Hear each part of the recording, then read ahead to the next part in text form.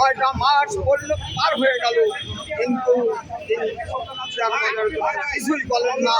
বরং সুদের হার 9% থেকে বাড়িয়ে 18% করা হয়েছে, যার প্রভাব শেয়ার বাজারে পড়ছে, দর পতন ঘটেছে।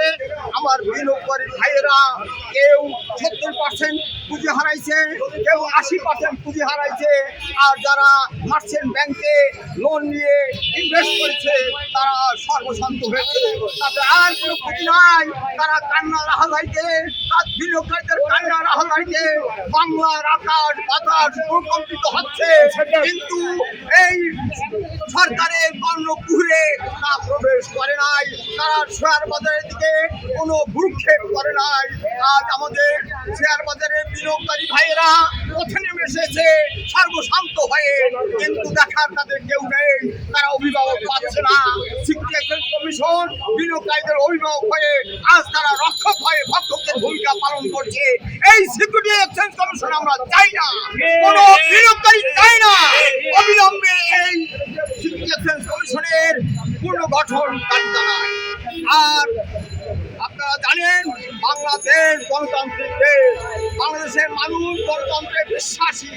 বাংলাদেশের মানুষ অগণতান্ত্রিক সরকার চায় না, অসাংবিধানিক সরকার চায় না, অবৈধ সরকার চায় না। তাই তাদেরকে দাবিয়ে রাখার জন্যে আর্মিকে ক্ষমতা দেওয়া হয়েছে। আজ মানুষ তাদের স্বাধীনভাবে কথা প্রকাশ করতে পারছে না।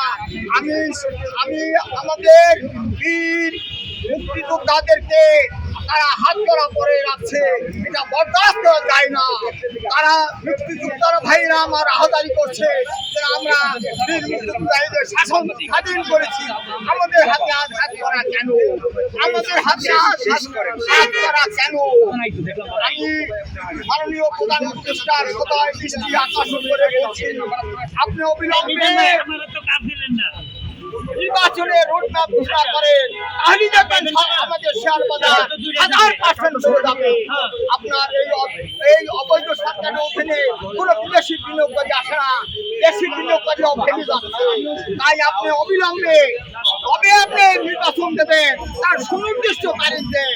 কোন দেশের প্রধান হয়ে, রাষ্ট্রপ্রধান হয়ে আই দেবু এরকম ধান্দাবাজির কথা বলা চলবে না, সুনির্দিষ্ট তারিখ দিতে হবে।